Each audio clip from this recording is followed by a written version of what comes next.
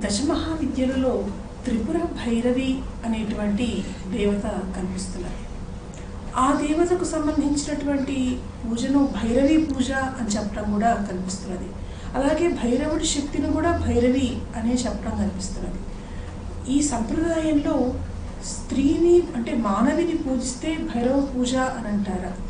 ఈ మధ్య కొన్ని దేవాలయాల్లో ఆ ప్రధాన దేవతలో భైరవిని ఆవాహన చేసి పూజించారనేటువంటి వదంతులు బాగా వ్యాపించడం జరిగింది. దాన్ని చూసి నిజంగానే ఒక దేవాలయంలో ఉన్నటువంటి మహాదేవతలోకి భైరవిని ఆవాహన చేసి పూజించటం అనేటువంటిది అసలు ఎక్కడ కనిపించట్లేదు. ఆ విశేషాలు ఏమిటి, అసలు భైరవి పూజ అంటే ఏమిటి, భైరవి పూజ విశిష్టత అంటే ఏమిటో వివరిస్తారా? తప్పకుండా. దేవతలలో భైరవుడు మహనీయుడైనటువంటి వ్యక్తి. ఆయన కాశీరక్షకుడు, శ్మశానవాసి, శ్వానవాహనుడు.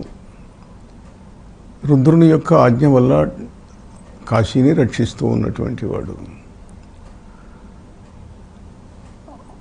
భైరవుని యొక్క శక్తి భైరవి ఇప్పుడువే చెప్పటం జరిగింది. దశమహావిద్యల్లో త్రిపుర భైరవి ఉన్నది.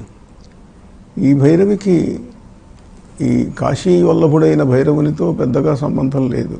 ఈమె ఒక ప్రత్యేక స్వతంత్ర దేవత. ఆమెను సాత్విక మార్గంలో పూజించవచ్చు. దేవాలయాలు అలానే ఉన్నాయి.